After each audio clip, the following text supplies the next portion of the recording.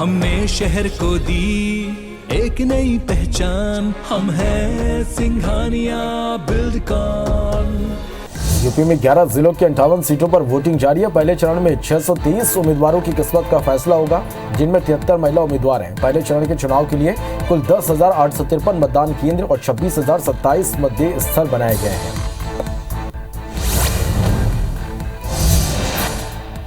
साल 2022 में भारतीय रिजर्व बैंक की पहली मौद्रिक नीति समिति के नतीजों का ऐलान हो गया। आरबीआई गवर्नर शक्तिकांत दास ने नीतिगत दरों में कोई बदलाव नहीं किया। लगातार 10वीं बार आरबीआई ने पॉलिसी दरों में बदलाव नहीं किया। आरबीआई गवर्नर ने कहा कि रेपो रेट 4% और रिवर्स रेपो रेट 3.5% पर बरकरार रहेगा।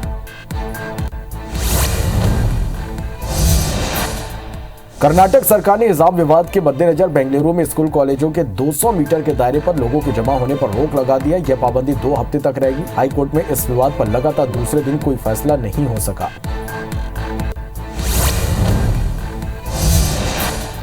देश में कोरोना के मामले अब घटने लगे हैं। देश में 24 घंटे के अंदर कोरोना के 67,084 नए मामले सामने आए। इस दौरान 1,67,000 मरीज ठीक हुए। वहीं 24 घंटे में 1,241 मरीजों की मौत हुई। अब देश में कोरोना के कुल एक्टिव मरीजों की संख्या 7,90,000 के पार पहुंच गई है।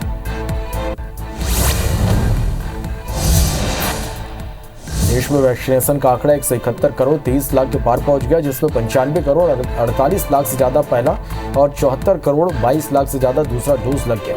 वहीं 1 करोड़ 53 लाख से ज्यादा बूस्टर डोज लगाए गए। एमपी में 11 करोड़ 15 लाख और छत्तीसगढ़ में 3 करोड़ 51 लाख से ज्यादा टीकाकरण हो चुका है।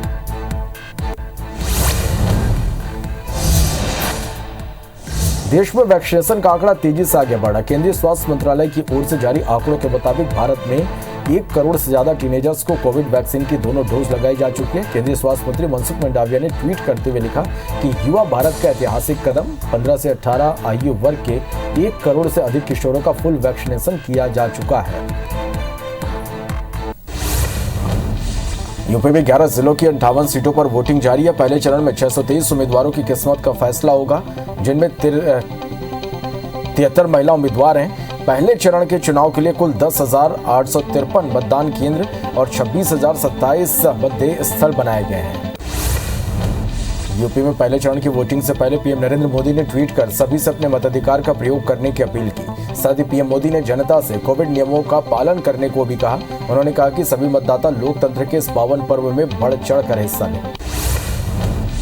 सीएम योगी ने भी लोगों से वोट डालने की अपील की। उन्होंने ट्वीट कर कहा कि आज लोकतंत्र के महायज्ञ का पहला चरण है। आपके अमूल्य वोट की आहुति के बगैर यह अनुष्ठान पूरा नहीं होगा। आपका एक वोट अपराध मुक्त, भय मुक्त प्रदेश के संकल्प को मजबूती प्रदान करेगा। इसलिए पहले मतदान, फिर जलपान, तब अन्य कोई काम। यूपी में मतदान पर पर्यवेक्षण के लिए हर जिले से कम 50% मतदान स्थलों पर लाइव वेबकास्टिंग की व्यवस्था की गई, जिसका पर्यवेक्षण जिला निर्वाचन अधिकारी, मुख्य निर्वाचन अधिकारी और भारत निर्वाचन आयोग तीनों स्तर पर किया जाएगा। बड़ी संख्या में सैनिक बलों की तैनाती की गई है। यूपी विधानसभा चुनाव के लिए पीएम नरेंद्र मोदी आज सहारनपुर में रैली करेंगे। सहारनपुर में दूसरे चरण में मतदान होना है। रैली में जिले के सभी 7 विधानसभाओं के उम्मीदवार भी उपस्थित रहेंगे। स्थानीय स्तर पर सभी विधानसभा क्षेत्रों से मोदी को सुनने के लिए लोग आएंगे। रैली को सीएम योगी भी संबोधित करेंगे। चुनाव से पहले पीएम मोदी ने एएनआई को इंटरव्यू दिया, जिसमें उन्होंने 5 राज्यों में चुनावी जीत का दावा किया। पीएम ने कहा कि भारतीय जनता पार्टी हार कर ही जीतने लगी है। मैं इस चुनाव में सभी राज्यों में देख रहा हूं कि भाजपा के प्रति लहर है। भारी बहुमत से भाजपा जीतेगी। पीएम मोदी ने कहा कि परिवारवादी पार्टियां लोकतंत्र की सबसे बड़ी दुश्मन है। जब परिवार ही सर्वोपरि होता है, परिवार को बचाओ, पार्टी बचे न बचे, देश बचे न बचे। कांग्रेस की कार्यशैली और विचारधारा का तो आधार ही भाई भतीजावाद और भ्रष्टाचार है। इंटरव्यू के दौरान उन्होंने लखीमपुर खीरी कांड पर परिवारवाद के अलावा राहुल गांधी के सवालों पर भी बात की। उन्होंने कहा कि जो सुनता ही नहीं उसे मैं क्या जवाब दूं। राहुल गांधी बोले, बात बात पर संसद छोड़ देते हैं। कांग्रेस नेता राहुल गांधी आज उत्तराखंड के दौरे पर रहेंगे। इस दौरान वे गढ़वाल और कुमायूं में जनसभा को संबोधित करेंगे। वहीं राहुल गांधी 11 फरवरी को यानी कल गोवा में चुनाव प्रचार करेंगे, जबकि प्रियंका गांधी 12 फरवरी को उत्तराखंड में चुनावी रैली करेंगे। आरएसएस प्रमुख मोहन भागवत आज पश्चिम बंगाल जाएंगे। उनका ये दौरा 17 फरवरी तक चलेगा। इस दौरान वे उत्तर बंगाल और वर्धमान में संघ पदाधिकारियों और कार्यकर्ताओं के साथ बैठक करेंगे। बता दें कि एक हफ्ते के अंतराल में भागवत दूसरी बार पश्चिम बंगाल के दौरे पर जा रहे हैं। कर्नाटक सरकार ने हिजाब विवाद के मद्देनजर बेंगलुरु में स्कूल कॉलेजों के 200 मीटर के दायरे में लोगों के जमा होने पर रोक लगा दी है। यह पाबंदी 2 हफ्ते तक रहेगी।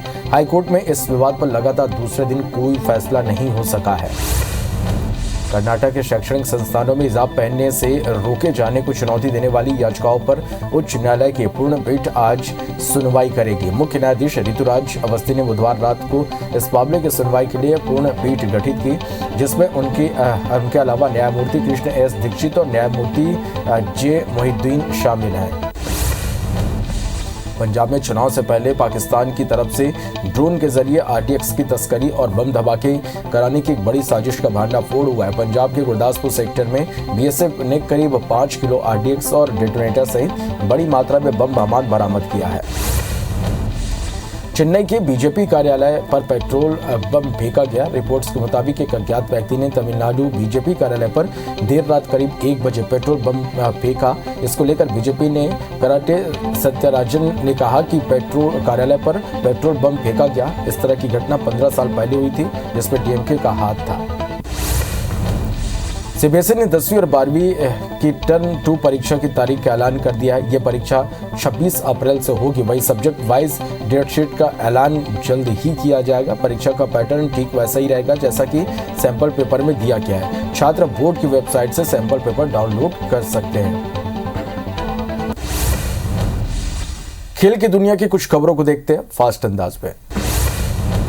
टीम इंडिया ने वेस्टइंडीज को दूसरे वनडे मैच में 44 रन से हराकर 3 मैचों की सीरीज में 2-0 की बढ़त बना ली है। मैच में वेस्टइंडीज के सामने 238 रन का टारगेट था। इसके जवाब में टीम इंडिया 193 रन ही बना सकी और मुकाबला हार गया। शमर ब्रुक्स 44 रन बनाकर टॉप स्कोरर रहे। भारत की ओर से प्रसिद्ध कृष्णा के खाते में 4 विकेट आए। दूसरे मैच में सूर्य कुमार यादव ने 64 रन की शानदार पारी के लिए ये वनडे करियर में उनका दूसरा 50+ स्कोर है। सूर्य कुमार अपने पहले 6 वनडे मैचों की सभी पारियों में 30+ स्कोर बनाने वाले दुनिया के पहले खिलाड़ी बन गए। वनडे डेब्यू के बाद यादव ने पहली 6 पारियों में हर बार कम से कम 30 रन जरूर बनाए और उनसे पहले दुनिया के किसी भी बल्लेबाज ने ऐसा नहीं किया था। दूसरे वनडे में ऋषभ पंत 34 गेंदों पर 18 रन बनाकर आउट हुए। मैच में पारी का पहला रन बनाने के साथ ऋषभ पंत ने इंटरनेशनल क्रिकेट में अपने 1000 रन भी पूरे कर लिए। 2018 में भारत के लिए पहला मैच खेलने वाले ऋषभ पंत तीनों फॉर्मेट में टीम इंडिया के अहम खिलाड़ियों में से एक है। मैच में तेज गेंदबाज प्रसिद्ध कृष्णा ने सिर्फ 12 रन देकर 4 विकेट झटकाए। सबसे कम रन देकर 4 विकेट लेने वाले कृष्णा तीसरे भारतीय गेंदबाज बने।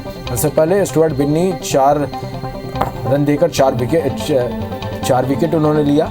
बनाम बांग्लादेश 2014 और भुवनेश्वर कुमार ने 4 रन देकर 8 विकेट लिया था। बनाम श्रीलंका 2023 के नाम आते हैं। आईपीएल 2022 की तैयारियां जोर शोर से चल रही है। 12 और 13 फरवरी को बेंगलुरु में मेगा ऑक्शन भी होने वाला है। इस बार 590 प्लेयर्स पर बोली लगेगी, जिसमें 355 अनकैप्ड प्लेयर्स और 228 कैप्ड प्लेयर शामिल है। 2 दिन तक चलने वाली इस मेगा ऑक्शन में 10 टीमें हिस्सा लेंगे। वहीं 7 एसोसिएट देश के खिलाड़ी भी ऑक्शन में हिस्सा लेंगे।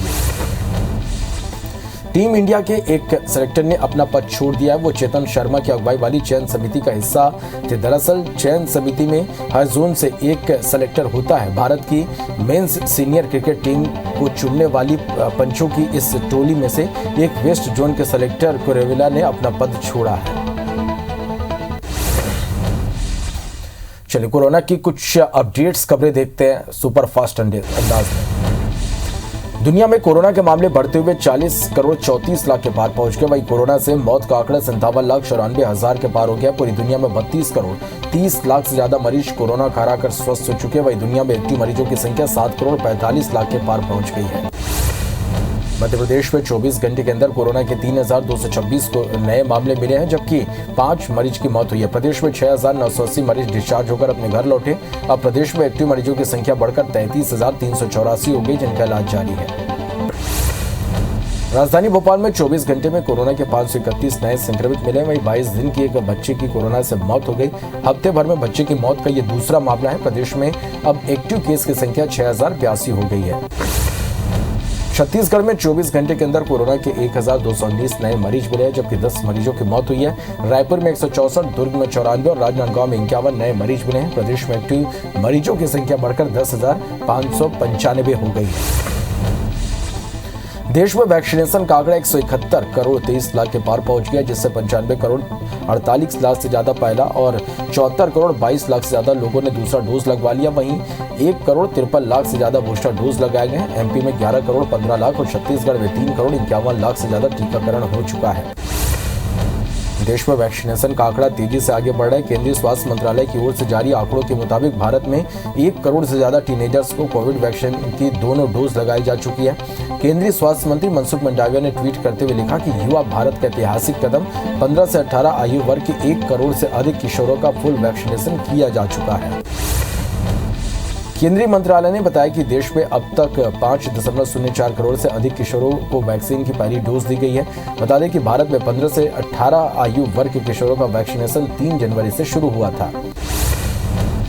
मुंबई की ग्लेनमार्क कंपनी ने कोरोना मरीजों के इलाज के लिए नेजल स्प्रे लॉन्च किया है। इससे कनाडा की दवा कंपनी की मदद से तैयार किया गया है और दावा है कि इस दवा से 24 घंटे में वायरल लोड में 94% और 48 घंटे में 99% कमी आई है। दवा 2 मिनट में वायरस को खत्म कर देती है। मध्य प्रदेश और छत्तीसगढ़ की कुछ खबरों को देखते हैं फास्ट अंदाज में। मध्य प्रदेश के सीएम शिवराज सिंह चौहान लगातार चुनावी राज्यों का दौरा कर रहे हैं। आज सीएम शिवराज उत्तराखंड के दौरे पर रहेंगे, जहां वे बीजेपी प्रत्याशियों के पक्ष में जनसभा को संबोधित करेंगे। इसके साथ ही कल भी सीएम उत्तराखंड में चुनाव प्रचार करेंगे। सीएम भूपेश बघेल ने कांकेर में वर्चुअल माध्यम से शहीद गुंडाधुर की प्रतिमा का अनावरण किया। इस दौरान सीएम भूपेश ने कहा कि शहीद गुंडाधुर जननायक थे, जिन्होंने अंग्रेजों को मात दी। अंग्रेजों के पास सशक्त सेना और हथियार होने के बावजूद भी वे आदिवासियों के जननायक शहीद गुंडाधुर को हरा नहीं सके। मुख्यमंत्री शिवराज सिंह चौहान 12 फरवरी को बैतूल दौरे पर रहेंगे। बैतूल से सीएम शिवराज सिंह प्रदेश के किसानों को बीमा राशि का वितरण करेंगे। मुख्यमंत्री शिवराज सिंह के कार्यक्रम को लेकर तैयारी चल रही है। हेलीपैड और कार्यक्रम स्थल पर नर्मदापुरम संभाग कमिश्नर आईजी और बैतूल डीआईजी तैयारियों का जायजा लेने पहुंचे। एट्रोसिटी एक्ट मामले में भाजपा के प्रदेश महामंत्री विजय शर्मा और बीजेपी युवा मोर्चा के प्रदेश उपाध्यक्ष की जमानत याचिका को हाई कोर्ट ने खारिज कर दिया है। साथ ही झंडा विवाद मामले में 90 दिन की पैरोल भी खत्म हो चुकी है। याचिका खारिज होने के बाद अब दोनों को फिर से सरेंडर करना होगा। पदोन्नति में आरक्षण को लेकर मध्य प्रदेश सरकार मैराथन बैठक कर रही है। मामले में गृह मंत्री नरोत्तम मिश्रा का कहना है कि कर्मचारी संगठनों को पहले ही कहा गया था कि सर्वसम्मति से जो प्रस्ताव आएगा उसे मान्य किया जाएगा, लेकिन मामले पर आगामी 24 फरवरी को सुप्रीम कोर्ट की सुनवाई होगी। लिहाजा निर्णय से पहले न्यायालय के आदेश का इंतजार करना चाहिए।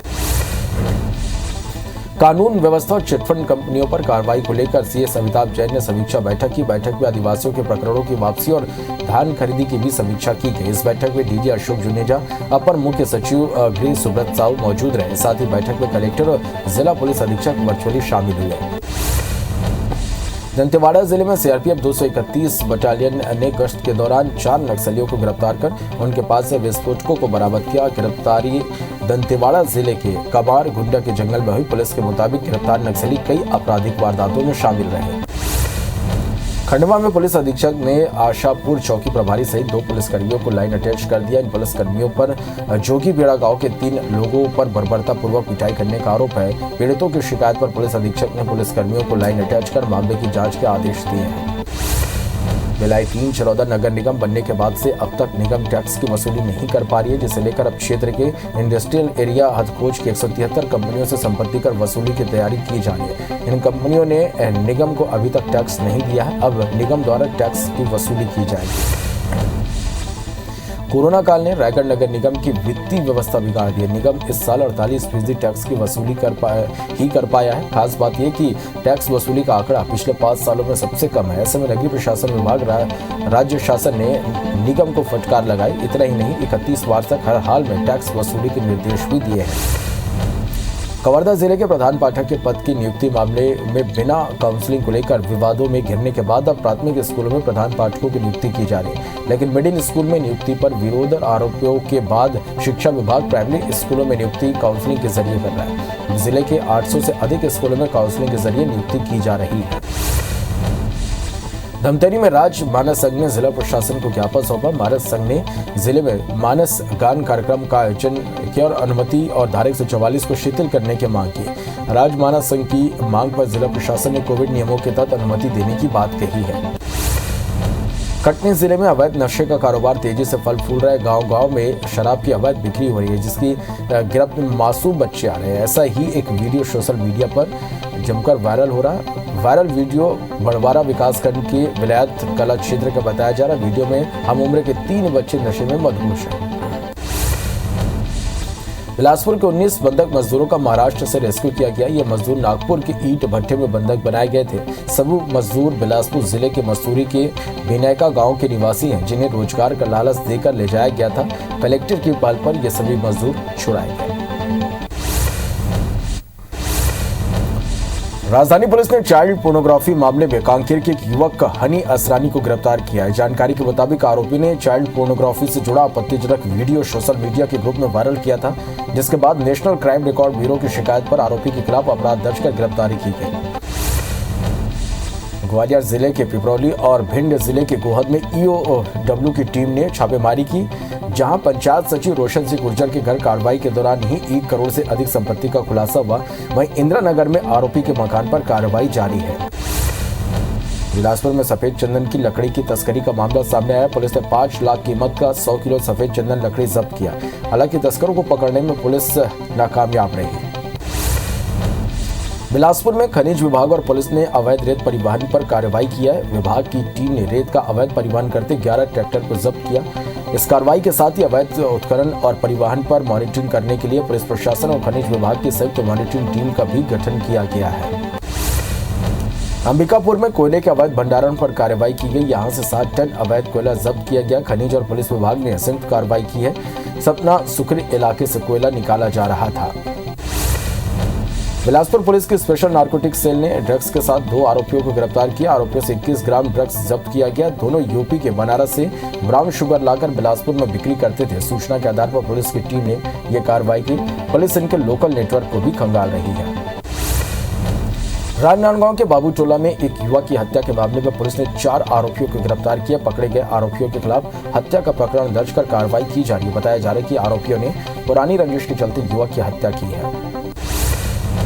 पत्थलगांव में पिता की हत्या के आरोपी बेटे को पुलिस ने गिरफ्तार कर लिया। बताया जा रहा है कि मामूली विवाद को लेकर आरोपी बेटे ने पिता की गला घोंचकर हत्या की थी। हत्या की इस वारदात को सामान्य मौत बताया जा रहा था, लेकिन पुलिस जांच और पोस्टमार्टम रिपोर्ट में हत्या का खुलासा हुआ और पुलिस ने आरोपी बेटे को गिरफ्तार कर लिया है। मुरैना में जगन गुर्जर और गुड्डा गुर्जर जैसे डकैतों के लगातार भीड़ों में मूवमेंट देखा जा रहा है, जिस पर राजस्थान पुलिस भी जंगलों में सर्चिंग कर रही थी। अब एसपी आशुतोष बागरी ने 17 बटालियन भिंड फोर्स बुलाया है। क्यूआरएफ के यहां जवान चंबल क्षेत्र के थाना क्षेत्रों में जंगलों की सर्चिंग में जुटे हैं। रायपुर के देवेंद्र नगर थाने में सरकारी नौकरी लगवाने का झांसा देकर लाखों रुपए की ठगी का मामला सामने आया है। पीड़ित बेरोजगारों ने युवा कांग्रेस से निष्कासित नेता हुसैन रिजवी पर धोखाधड़ी का मामला दर्ज कराया। पुलिस के मुताबिक आरोपी ने सरकारी नौकरी लगवाने के नाम पर 5 लोगों से लगभग 10 लाख रुपए की धोखाधड़ी की, जिस पर मामला दर्ज होने के बाद जांच शुरू कर दी गई है। ग्वालियर में छत्तीसगढ़ से रिटायर्ड फूड ऑफिसर के साथ धोखाधड़ी हुई। आरोपियों ने फूड ऑफिसर को प्लॉट बेचने के बाद उसी प्लॉट को किसी दूसरे व्यक्ति को भी बेच दिया। पीड़ित के मुताबिक आरोपियों ने प्लॉट का सौदा 1.25 लाख रुपए में किया था। रिटायर्ड फूड ऑफिसर ने आरोपियों के खिलाफ थाने में शिकायत दर्ज कराई है। खंडवा जिले के मोगढ़ थाना क्षेत्र में महिला से ब्लैकमेलिंग का मामला सामने आया। पुलिस ने ब्लैकमेलिंग के आरोपी को राजस्थान से गिरफ्तार कर लिया। पुलिस के मुताबिक आरोपी महिला का अश्लील फोटो बेचकर पीड़िता से 25,000 रुपए की डिमांड कर रहा था, जिसकी शिकायत पर पुलिस ने आरोपी को गिरफ्तार किया है। दतिया के भांडेर में पुरानी रंजिश को लेकर आपस में गोलीबारी हुई। गोलीबारी में एक महिला की मौके पर मौत हो गई, वहीं दूसरी महिला के पैर में गोली लगी। महिला को गंभीर हालत में जिला अस्पताल में ग्वालियर रेफर किया गया। घटना दतिया जिले के मांगूर गांव की है। पन्ना के अजयगढ़ थाना क्षेत्र में दिन दहाड़े फायरिंग का मामला सामने आया, जहां 2 पक्षों में आपसी विवाद पर बदमाशों ने बस स्टैंड पर फायरिंग की। दिन दहाड़े फायरिंग से बस स्टैंड में चारों तरफ भगदड़ मच गई। वहीं पुलिस अब आरोपियों को पकड़ने के लिए नाकेबंदी कर तलाश कर रही है। मुरैना जिले में अपराधियों के हौसले बुलंद। शहर के एमएस रोड पर संचालित एक कैफे में 3 बदमाशों ने रंगदारी दिखाते हुए पहले एक युवक और कैफे संचालक के साथ मारपीट की। इसके बाद कट्टों से 2 फायर किए और भाग निकले। शिकायत पर पुलिस ने बदमाशों पर 5,000 का इनाम घोषित कर तलाश शुरू कर दी है। बालोद पुलिस ने चोरी के 3 आरोपियों को गिरफ्तार किया। पुलिस ने आरोपियों के पास से 13 लाख से भी अधिक के जेवरात जब्त किए हैं। ये चोर बालोद सहित दुर्ग, धमतरी और बेमेतरा जिले में चोरी की है। चोर सुने मकान और ज्वेलर्स दुकानों पर चोरी की घटना को अंजाम देते थे। बैतूल में गंज मंडी के 4 कपड़ा दुकानों में आग लगने से लाखों का नुकसान हुआ। व्यापारियों के मुताबिक आग से उनके लाखों के सामान जलकर खाक हो गए। गंज मंडी में वसीम खान, आयुष राठौर, संजय पवार और हर्ष पवार की दुकानों में आग लगी थी, जिसकी सूचना पर पहुंची दमकल की टीम ने आग पर काबू पाया। धमतरी जिले के सकरा गांव में एक घर में अचानक आग लग गई। इस आगजनी में शादी के लिए खरीदे गए कपड़े सहित करीब 2.5 लाख का सामान जलकर खाक हो गया। साथ ही घर को भी काफी नुकसान हुआ। हालांकि कुछ देर बाद ग्रामीणों की मदद से आग पर काबू पा लिया गया। बिलासपुर में खुद पर आग लगाकर थाने में घुसने वाले युवक की इलाज के दौरान मौत हो गई। रायपुर के मेकारा में गंभीर हालत में युवक का इलाज चल रहा था। एसएसपी ने बताया कि पहले भी युवक आत्महत्या की कोशिश कर चुका है। वहीं एसएसपी ने कार्रवाई करते हुए थाना प्रभारी को तत्काल प्रभाव से हटा दिया है। विदिशा की आज्ञा राम कॉलोनी में एक युवक फांसी के फंदे पर लटका मिला। मृतक की बहन ने 5 लोगों पर हत्या करने का आरोप लगाया। मृतक की बहन का आरोप है कि पुराने विवाद को लेकर उसके भाई को जान से मारने की धमकी मिली थी। मृतक वकालत की ट्रेनिंग ले रहा था। फिलहाल पुलिस केस दर्ज कर मामले की जांच में जुट गई है। लोरमी से लगे कोटा इलाके के जंगल में अज्ञात व्यक्ति की लाश मिलने से सनसनी फैल गई। कोरी डैम के पास पुराना सिंचाई विभाग के ऑफिस के कुछ दूरी पर यह लाश मिली। पुलिस के मुताबिक लाश 4 से 5 दिन पुरानी है। पुलिस ने शव को बरामद कर पोस्टमार्टम के लिए भेज दिया है। बैतूल जिले के कोतवाली थाना क्षेत्र में एक ट्रक ने कार को टक्कर मार दी। हादसे में कार सवार 6 लोग घायल हुए। घायलों को जिला अस्पताल में इलाज के लिए भर्ती कराया गया है। खेड़ी सावलीगढ़ के करंजी नाले के पास यह हादसा हुआ है। भिलाईगढ़ के भटगांव सरसीवा रोड पर एक दर्दनाक सड़क हादसा हुआ, जहां एक कार ने बाइक सवार को टक्कर मार दी। हादसे में बाइक सवार 2 चचेरे भाइयों की मौके पर मौत हो गई। बताया जा रहा है कि मृतक दोनों भाई बैंक से पैसा निकालकर घर लौट रहे थे, जहां रास्ते में हादसे का शिकार हो गए। अनूपपुर में देर रात कोयले से भरी मालगाड़ी डिरेल हो गई। कोतमा रेलवे स्टेशन पर यह हादसा हुआ। हादसे में मालगाड़ी के 5 डिब्बे पटरी से उतर गए। इस दौरान 200 मीटर तक ट्रेन के डिब्बे घिसटते चले गए। यहाँ प्लेटफॉर्म नंबर 3 की मुख्य लाइन भी टूट गई। छत्तीसगढ़ में एक बार फिर से मौसम का मिजाज बदलने लगा है। प्रदेश के कई हिस्सों में देर रात से बारिश हुई। वहीं राजधानी रायपुर और आसपास के इलाकों में भी सुबह से जमकर बारिश हुई। मौसम विभाग के मुताबिक आज भी कई इलाकों में बारिश के आसार हैं। बता दें कि पश्चिमी विक्षोभ के कारण छत्तीसगढ़ में बारिश हो रही है। मध्य प्रदेश में भी एक बार फिर मौसम बदल गया है। प्रदेश के पूर्वी और दक्षिण पूर्वी हिस्सों में हल्की बारिश हुई। वहीं रीवा, शहडोल, जबलपुर संभाग में बारिश की संभावना है। बाकी जिलों में मौसम शुष्क रहेगा। पश्चिमी राजस्थान के ऊपर बने एक साइक्लोनिक सर्कुलेशन की वजह से प्रदेश में मौसम में बदलाव देखा जा रहा है। गौरेला, पेंड्रा, मरवाई जिले में आज अरपा महोत्सव मनाया जाएगा। जिला गठन के द्वितीय वर्षगांठ पर आज ये आयोजन होगा। बल्टी पर्वत स्कूल मैदान में अरपा महोत्सव मनाया जाएगा। इस दौरान विभिन्न कार्यक्रमों का आयोजन किया जाएगा। वोटिंग जारी है, जिसमें केंद्रीय मंत्री एसपी सिंह बघेल, बीजेपी सांसद महेश शर्मा, जनरल वीके सिंह समेत कई मंत्रियों ने मतदान किया। पहले चरण में किस्मत का फैसला होगा, जिनमें 73 महिला उम्मीदवार हैं। उत्तर प्रदेश के पहले चरण के मतदान के लिए मुजफ्फरनगर में एक मतदान केंद्र पर 105 साल के बुजुर्ग महिला मतदान करने पहुंची। उन्होंने बताया कि उन्होंने प्रदेश के विकास और सुरक्षा के लिए मतदान किया है। यूपी में मतदान पर पर्यवेक्षण के लिए हर जिले के कम से कम 50% मतदान स्थलों पर लाइव वेबकास्टिंग की व्यवस्था की गई है, जिसका पर्यवेक्षण जिला निर्वाचन अधिकारी, मुख्य निर्वाचन अधिकारी और भारत निर्वाचन आयोग तीनों स्तर पर किया जाएगा। वहीं बड़ी संख्या में सैनिक बलों की तैनाती भी की गई है। यूपी में पहले चरण की 58 सीटों पर वोटिंग जारी है। इस बीच अलग अलग विधानसभाओं के कई पोलिंग बूथ पर ईवीएम खराब होने की घटना सामने आ रही है। बागपत विधानसभा की खेकड़ा बूथ संख्या 245 पर ईवीएम मशीन 30 मिनट से बंद है। यह महिला बूथ है। यहाँ मतदाताओं को परेशानियों का सामना करना पड़ रहा है। अलीगढ़ की खैर विधानसभा में कुरान गांव वालों ने चुनाव का बहिष्कार किया। वहीं मथुरा के मांड विधानसभा के नगला सपीरा गांव में भी ग्रामीणों ने मतदान का बहिष्कार किया, जिसकी जानकारी मिलती डीएम मौके पर पहुंचे और उन्होंने मनाने की कोशिश की। यूपी में पहले चरण की वोटिंग से पहले पीएम नरेंद्र मोदी ने ट्वीट कर सभी से अपने मताधिकार का प्रयोग करने की अपील की है। साथ ही पीएम मोदी ने जनता से कोविड नियमों का पालन करने को भी कहा है। उन्होंने कहा कि सभी मतदाता लोकतंत्र के इस पावन पर्व में बढ़ चढ़कर हिस्सा लें। सीएम योगी ने भी लोगों से वोट डालने की अपील की है। उन्होंने ट्वीट कर कहा कि आज लोकतंत्र के महायज्ञ का पहला चरण है। आपके अमूल्य वोट की आहुति के बगैर ये अनुष्ठान पूरा नहीं होगा। आपका एक वोट अपराध मुक्त, भय मुक्त प्रदेश के संकल्प को मजबूती प्रदान करेगा।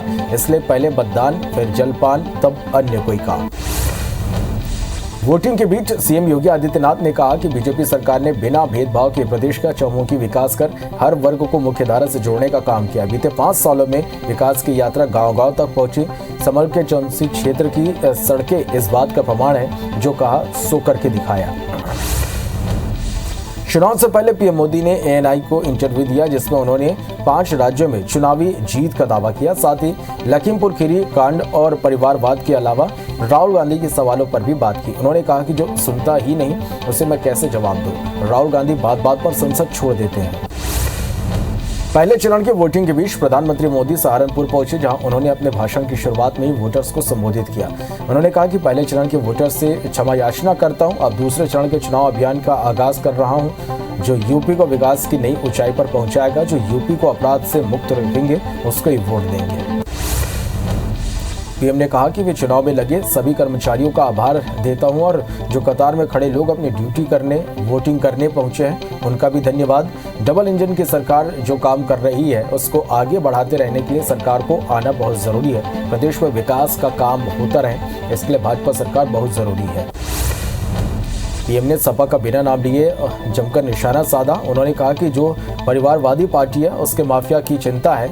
अपने परिवार की सेवा में लगे रहने वाले लोग, परिवार का भला सोचने वाले लोग गरीबों, दलितों, शोषित, वंचितों के लिए कभी कुछ नहीं सोचते। आरएसएस प्रमुख मोहन भागवत आज पश्चिम बंगाल दौरे पर रहेंगे। उनका ये दौरा 17 फरवरी तक चलेगा। इस दौरान वे उत्तर बंगाल और वर्धमान में संघ पदाधिकारियों और कार्यकर्ताओं के साथ बैठक करेंगे। बता दें कि 1 हफ्ते के अंतराल में भागवत दूसरी बार पश्चिम बंगाल के दौरे पर जा रहे हैं। कर्नाटक सरकार ने हिजाब विवाद के मद्देनजर बेंगलुरु में स्कूल कॉलेजों के 200 मीटर के दायरे में लोगों के जमा होने पर रोक लगा दी है। यह पाबंदी 2 हफ्ते तक रहेगी। हाईकोर्ट में इस विवाद पर लगातार दूसरे दिन कोई फैसला नहीं हो सका। हिजाब मामले पर कर्नाटक के सीएम बसवराज बोम्मई ने कहा कि स्कूल परिसर और छात्रों के बीच शांति व्यवस्था बनाए रखने के लिए स्कूलों में अवकाश किया गया है। मैं सभी लोगों से अपील करता हूं कि वे ऐसा कुछ भी ना करें जिससे स्कूल परिसर और राज्य में शांति भंग हो। मामला कोर्ट में लंबित है और हर दिन सुनवाई चल रही है। भोपाल में हिजाब पहनकर बाइक चलाने के वायरल वीडियो पर गृह मंत्री डॉक्टर नरोत्तम मिश्रा ने कहा, या तो प्रमाणित नहीं होता कि ऑडियो कब का है। संवेदनशील विषय कोई आए तो सोशल मीडिया पर मर्यादा का पालन करना चाहिए। वीडियो पर कार्रवाई को लेकर कहा कि यह बहुत गंभीर विषय है, इस पर विचार किया जाएगा। चेन्नई के बीजेपी कार्यालय पर पेट्रोल बम फेंका गया। रिपोर्ट के मुताबिक एक अज्ञात व्यक्ति ने तमिलनाडु बीजेपी कार्यालय पर देर रात करीब 1 बजे पेट्रोल बम फेंका। इसको लेकर बीजेपी के कराटे त्यागराजन ने कहा कि उनके कार्यालय पर पेट्रोल बम फेंका गया है। इस तरह की घटना 15 साल पहले हुई थी, जिसमें डीएमके का हाथ था। सांसद संतोष पांडे को फरारी घोषित करने के मामले पर लोकसभा सचिवालय ने संज्ञान लिया। इसे लेकर 5 दिन में डीजीपी से जवाब मांगा गया है। मामले की बीजेपी सांसदों ने शिकायत की थी। कवर्धा पुलिस ने सांसद को फरार घोषित किया। पुलिस ने सांसद की संपत्ति की भी जानकारी मांगी है।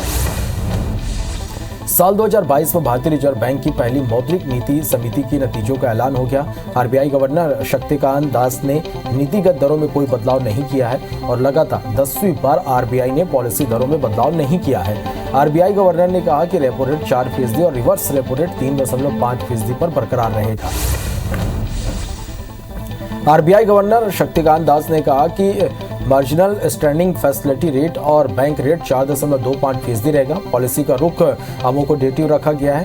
एमपीसी के 6 में से 5 सदस्यों ने यह फैसला किया। इससे पहले रिजर्व बैंक ने आखिरी बार 22 मई 2020 को ब्याज दरों में बदलाव किया था। आरबीआई गवर्नर ने कहा कि इकोनॉमिक में सुधार की रफ्तार थोड़ी धीमी पड़ी है। वित्त वर्ष 2022-23 के लिए जीडीपी ग्रोथ 7.8% रहने का अनुमान है। आरबीआई ने YF23 की दूसरी तिमाही में जीडीपी ग्रोथ अनुमान 7.8% से घटकर 7% किया है। FY23 की दूसरी छमाही में महंगाई में कमी आएगी। आरबीआई गवर्नर ने कहा कि वित्त वर्ष 2022 में महंगाई दर 5.3% रहने का अनुमान है, जबकि चौथी तिमाही में 4.5% रहने का अनुमान है। वित्त वर्ष 23 की पहली तिमाही में 4.9% और वित्त वर्ष 23 की दूसरी तिमाही में 5%, तीसरी तिमाही में 4% और चौथी तिमाही में महंगाई दर 4.2% रहने का अनुमान है। आरबीआई गवर्नर शक्तिकांत दास ने कहा कि बैंकों को प्रशासन और जोखिम प्रबंधन को मजबूत करना चाहिए। सिस्टम में लिक्विडिटी की कोई समस्या नहीं है, बैंकों की बैलेंस शीट में मजबूती बरकरार है। गवर्नर ने एनपीसीआई द्वारा विकसित एक प्रीपेड ई वाउचर ई रुपये की लिमिट को बढ़ाकर 1 लाख रुपए कर दिया है। शेयर बाजार में आज भारी तेजी है। सेंसेक्स 58,859 पर कारोबार कर रहा है। आज सेंसेक्स 345 अंक ऊपर 58,900 पर खुला था, तो वहीं निफ्टी के 50 में से 30 शेयर्स बढ़त और 19 गिरावट में है। टीम इंडिया ने वेस्टइंडीज को दूसरे वनडे मैच में 44 रन से हराकर 3 मैचों की सीरीज में 2-0 की बढ़त बना ली। मैच में वेस्टइंडीज के सामने 338 रन का टारगेट था, जिसके जवाब में टीम 193 रन ही बना सकी और मुकाबला हार गई। शमर ब्रुक्स 44 रन बनाकर टॉप स्कोरर रहे। भारत की ओर से प्रसिद्ध कृष्णा के खाते में 4 विकेट आए। दूसरे मैच में सूर्यकुमार यादव ने 64 रन की शानदार पारी खेली। ये वनडे करियर में उनका दूसरा 50+ स्कोर है। सूर्यकुमार अपने पहले 6 वनडे मैचों की सभी पारियों में 30+ स्कोर बनाने वाले दुनिया के पहले खिलाड़ी बन गए हैं। वनडे डेब्यू के बाद यादव ने पहली 6 पारियों में हर बार कम से कम 30 रन जरूर बनाए। इससे पहले दुनिया के किसी भी बल्लेबाज ने ऐसा नहीं किया था। विराट कोहली का भारतीय धरती पर यह 1वां वनडे मैच रहा। यह उपलब्धि हासिल करने वाले कोहली 5वें भारतीय खिलाड़ी बने। कोहली के वनडे फॉर्मेट में 285 पारी भी रही। भारत के लिए 250 वनडे पारियों में बैटिंग करने वाले कोहली 7वें खिलाड़ी बने। इससे पहले सचिन, धोनी और युवराज जैसे खिलाड़ियों के नाम आते हैं। दूसरे वनडे में ऋषभ पंत 34 गेंदों पर 18 रन बनाकर आउट हुए। मैच में पारी का पहला रन बनाने के साथ ही ऋषभ पंत ने इंटरनेशनल क्रिकेट में अपने 3000 रन भी पूरे कर लिए। 2018 में भारत के लिए पहला मैच खेलने वाले ऋषभ पंत तीनों फॉर्मेट में टीम इंडिया के अहम खिलाड़ी में से एक है। मैच में तेज गेंदबाज प्रसिद्ध कृष्णा ने सिर्फ 12 रन देकर 4 विकेट चटकाए। सबसे कम रन देकर 4 विकेट लेकर लेने वाले कृष्णा तीसरे भारतीय गेंदबाज बने। इससे पहले स्टुअर्ट बिन्नी 6 रन देकर 4 विकेट बनाम बांग्लादेश। 2014 में भुवनेश्वर कुमार 4 रन देकर 8 विकेट श्रीलंका 2013 के नाम आते हैं। रोहित शर्मा ने बतौर वनडे कप्तान लगातार तीसरा मैच जीता है। वेस्टइंडीज के खिलाफ बतौर वनडे कैप्टन रोहित की ये लगातार 5वीं जीत रही। बता दें कि टीम इंडिया और वेस्टइंडीज के बीच तीसरा मुकाबला 11 फरवरी को खेला जाएगा। आईपीएल 2022 की तैयारियां जोर शोर से चल रही है। 12 और 13 फरवरी को बेंगलुरु में मेगा ऑक्शन भी होने वाला है। इस बार 590 प्लेयर्स पर बोली लगेगी, जिसमें 355 अनकैप्ड प्लेयर्स और 228 कैप्ड प्लेयर शामिल हैं। 2 दिन तक चलने वाले इस मेगा ऑक्शन में 10 टीमें हिस्सा लेंगी। वहीं 7 एसोसिएट देश के खिलाड़ी भी ऑक्शन में हिस्सा लेंगे। टीम इंडिया के एक सेलेक्टर ने अपना पद छोड़ दिया। वो चेतन शर्मा की अगुवाई वाली चयन समिति का हिस्सा थे। दरअसल चयन समिति में हर जोन से एक सेलेक्टर होता है। भारत की मेंस सीनियर क्रिकेट टीम को चुनने वाली पंचों की इस टोली में से एक वेस्ट जोन सेलेक्टर एबे कुरविला ने अपना पद छोड़ दिया है। दुनिया भर में कोरोना के मामले बढ़ते हुए 40 करोड़ 34 लाख के पार पहुंच गए। वहीं कोरोना से मौत का आंकड़ा 57,94,000 के पार हो गया। पूरी दुनिया में 32 करोड़ 30 लाख से ज्यादा मरीज कोरोना का हराकर स्वस्थ हो चुके हैं। वहीं दुनिया में एक्टिव मरीजों की संख्या 7 करोड़ 45 लाख के पार पहुंच गई है। देश में कोरोना के मामले अब घटने लगे हैं। देश में 24 घंटे के अंदर कोरोना के 67,084 नए केस सामने आए हैं। इस दौरान 1,67,000 मरीज ठीक हुए। वहीं 24 घंटे में 1,241 मरीजों की मौत हुई। अब देश में कोरोना के कुल एक्टिव मरीजों की संख्या 7,90,000 के पार पहुंच गई है। मध्य प्रदेश में 24 घंटे के अंदर कोरोना के 3,226 नए मामले सामने आए, जबकि 5 मरीजों की मौत हुई है। प्रदेश में 6,980 मरीज डिस्चार्ज होकर अपने घर लौटे हैं। प्रदेश में एक्टिव मरीजों की संख्या बढ़कर 33,384 हो गई है, जिनका इलाज जारी है। राजधानी भोपाल में 24 घंटे में कोरोना के 531 नए संक्रमित मिले हैं। वहीं 22 दिन की एक बच्ची की कोरोना से मौत हो गई। हफ्ते भर में बच्चे की मौत का ये दूसरा मामला है। प्रदेश में अब एक्टिव केस की संख्या 6,082 हो गई है। छत्तीसगढ़ में 24 घंटे के अंदर कोरोना के 1,219 नए मरीज मिले हैं, जबकि 10 मरीजों की मौत हुई है। रायपुर में 164, दुर्ग में 94 और राजनांदगांव में 51 नए मरीज मिले हैं। प्रदेश में एक्टिव मरीजों की संख्या बढ़कर 10,595 हो गई है। देश में वैक्सीनेशन का आंकड़ा 171 करोड़ 23 लाख के पार पहुंच गया, जिसमें 95 करोड़ 48 लाख से ज्यादा पहला और 74 करोड़ 22 लाख से ज्यादा दूसरा डोज लगाया गया। वहीं 1 करोड़ 53 लाख से ज्यादा बूस्टर डोज लगाए गए। एमपी में 11 करोड़ 15 लाख और छत्तीसगढ़ में 3 करोड़ 51 लाख से ज्यादा टीकाकरण हो चुका है। देश में वैक्सीनेशन का आंकड़ा तेजी से आगे बढ़ा। केंद्रीय स्वास्थ्य मंत्रालय की ओर से जारी आंकड़ों के मुताबिक भारत में 1 करोड़ से ज्यादा टीनेजर्स को कोविड वैक्सीन की दोनों डोज लगाई जा चुकी है। केंद्रीय स्वास्थ्य मंत्री मनसुख मंडाविया ने ट्वीट करते हुए लिखा कि युवा भारत का ऐतिहासिक कदम, 15 से 18 आयु वर्ग के 1 करोड़ से अधिक किशोरों का फुल वैक्सीनेशन किया जा चुका है। केंद्रीय मंत्रालय ने बताया कि देश में अब तक 5.04 करोड़ से अधिक किशोरों को वैक्सीन की पहली डोज दी गई है। बता दें कि भारत में 15 से 18 आयु वर्ग के किशोरों का वैक्सीनेशन 3 जनवरी से शुरू हुआ था।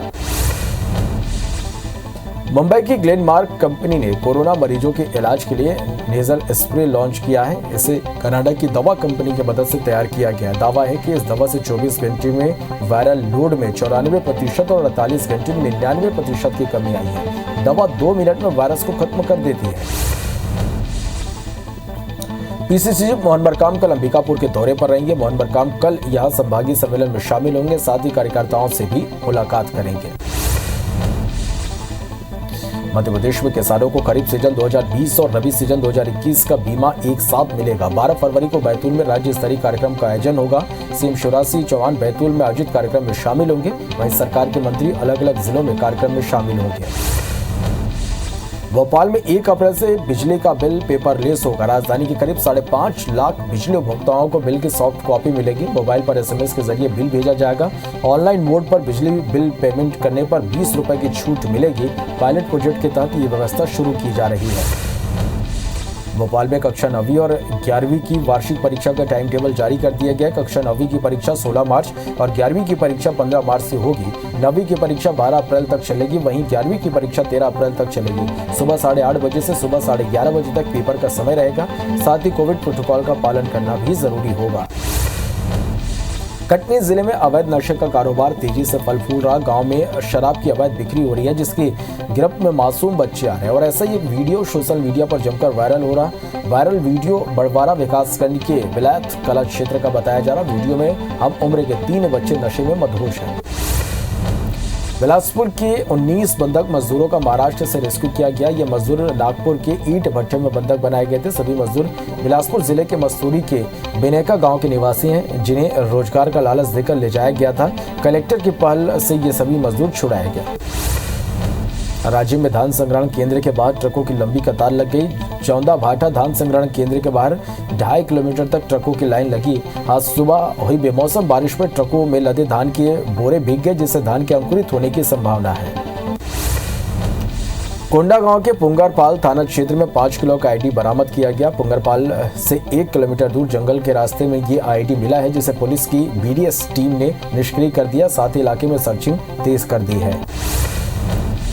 दंतेवाड़ा जिले में CRPF 231 बटालियन ने गश्त के दौरान 4 नक्सलियों को गिरफ्तार कर उनके पास से विस्फोटकों को बरामद किया। गिरफ्तारी दंतेवाड़ा जिले के कामरूल गुड़ा के जंगल में हुई। पुलिस के मुताबिक गिरफ्तार नक्सली कई आपराधिक वारदातों में शामिल रहे हैं। सोने की कीमती जेवर को सफाई के नाम पर ठगी करने वाले 3 ठग को झारखंड से गिरफ्तार किया गया। ठगों के पास से 8 लाख से अधिक के जेवरात बरामद किए गए। इन्होंने 1,25,000 के सोने के आभूषण पर हाथ साफ किया था। फरसगांव थाना क्षेत्र का ये पूरा मामला है। अंबिकापुर में कोयले के अवैध भंडारण पर कार्रवाई की गई। यहां से 60 टन अवैध कोयला जब्त किया गया। खनिज और पुलिस विभाग ने संयुक्त कार्रवाई की है। सतना सुखरे इलाके से कोयला निकाला जा रहा था। बिलासपुर में अवैध रेत खनन और परिवहन पर कार्रवाई जारी है। खनिज और राजस्व की टीम ने आज गड़वट गांव में भंडारित कर रखे 870 ट्रॉली अवैध रेत जब्त किए गए। अवैध रेत की कीमत करीब 6 लाख रुपए बताई जा रही है। बता दें कि सीएम भूपेश बघेल के सख्त निर्देश के बाद प्रशासन की कार्रवाई जारी है। बिलासपुर पुलिस की स्पेशल नारकोटिक्स सेल ने ड्रग्स के साथ 2 आरोपियों को गिरफ्तार किया है। आरोपियों से 21 ग्राम ड्रग्स जब्त किया गया। दोनों यूपी के बनारस से ब्राउन शुगर लाकर बिलासपुर में बिक्री करते थे। सूचना के आधार पर पुलिस की टीम ने यह कार्रवाई की। पुलिस इनके लोकल नेटवर्क को भी खंगाल रही है। ग्वालियर में छत्तीसगढ़ से रिटायर्ड फूड ऑफिसर के साथ धोखाधड़ी हुई। आरोपियों ने फूड ऑफिसर को प्लाट बेचने के बाद उसी प्लाट को किसी दूसरे व्यक्ति को भी बेच दिया। पीड़ित के मुताबिक आरोपियों ने प्लाट का सौदा 1.25 लाख रुपए में किया था। रिटायर्ड फूड ऑफिसर ने आरोपियों के खिलाफ थाने में शिकायत दर्ज कराई है। शिवपुरी में देहात पुलिस ने चोर गिरोह के 3 सदस्यों को पकड़ा है। साथ ही उनके पास से 41 बाइक बरामद किए गए। गिरोह का मास्टरमाइंड अभी फरार है, जिसकी तलाश जारी है। पुलिस अधीक्षक ने चोर गिरोह को पकड़ने वाली पुलिस को 10,000 रुपए का इनाम भी दिया है। बालोद पुलिस ने चोरी के 3 आरोपियों को गिरफ्तार किया। पुलिस ने आरोपियों के पास से 13 लाख से भी अधिक जेवरात जब्त किया है। ये चोर बालोद सहित दुर्ग, धमतरी और बेमेतरा जिले में चोरी किया। चोर सुने मकान और ज्वेलर्स दुकानों पर चोरी की घटना को अंजाम देते थे। बैतूल में गंज मंडी के 4 कपड़ा दुकानों में आग लगने से लाखों का नुकसान हुआ। व्यापारियों के मुताबिक आग से उनके लाखों के सामान जलकर खाक हो गए। गंज मंडी में वसीम खान, आयुष राठौर, संजय पवार और हर्ष पवार की दुकानों में आग लगी थी, जिसकी सूचना पर पहुंची दमकल की टीम ने आग पर काबू पाया।